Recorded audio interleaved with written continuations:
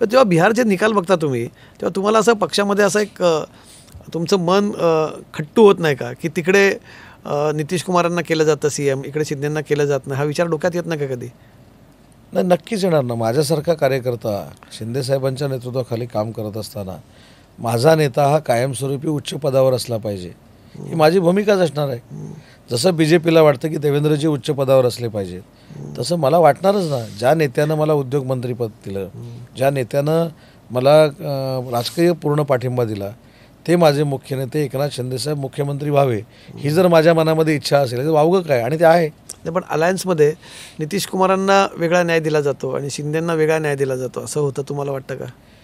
नाही, यामध्ये बिहारची निवडणूक हा वेगळा प्रकार आहे, महाराष्ट्राची निवडणूक हा वेगळा प्रकार आहे. ह्याच्यामध्ये मुख्यमंत्री कोण करायचं, उपमुख्यमंत्री कोण करायचं, हे राष्ट्रीय स्तरावर बसून ठरलेले विषय आहेत.